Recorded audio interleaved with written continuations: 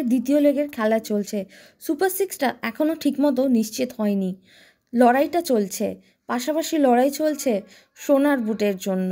গোলদাতাদের মধ্যে যিনি সবার সেরা তাকেই এই সম্মান দেওয়া হয়।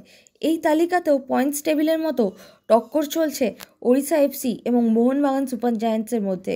দুই দলের দুজন করে ফুটবলার এই তালিকায় রয়েছে। আইএসএলের প্রতি আসরেই ক্রমশ সংখ্যা বাড়ছে গোলের।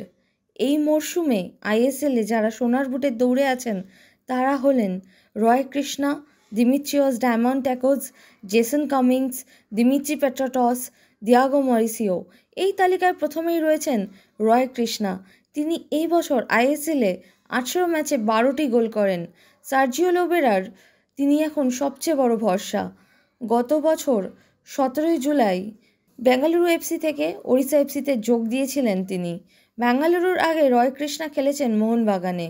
কোচ অ্যান্টনিও লোপেজ হাওয়াসের খুব পছন্দের খেলোয়াড় তিনি। এবছর হাওয়াস ফিরেছেন মোহনবাগানে। তার হাত ধরে তিনিও ফিরবেন কি না সে তো সময় বলবে। এই তালিকায় দ্বিতীয় স্থানে রয়েছেন দিমিত্রিয়স ডায়ামান্টাকোস। কেরালা ব্লাস্টার এফসির হয়ে এবছর খেলছেন তিনি। 14 ম্যাচে 10টি গোল করেছেন তিনি। কেরালার হয়ে এই মরশুমে ফুল ফোটাচ্ছেন তিনি। তৃতীয় এবং চতুর্থ স্থান দেখলে মনে হবে মোহনবাগানের অন্দরেই যেন গৃহযুদ্ধ লেগে গেছে। 3-এ রয়েছেন জেসন কামিংস, 4-এ রয়েছেন দিমিত্রি পেট্রাটস।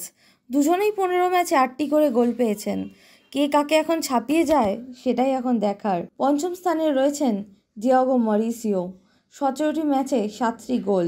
ওড়িশা স্ট্রাইকিংয়ে রয় কৃষ্ণার যোগ্য সাথী তিনি। দুজনে মিলে বেশ অনেক কঠিন ম্যাচ উতরে দিয়েছেন ওড়িশাকে।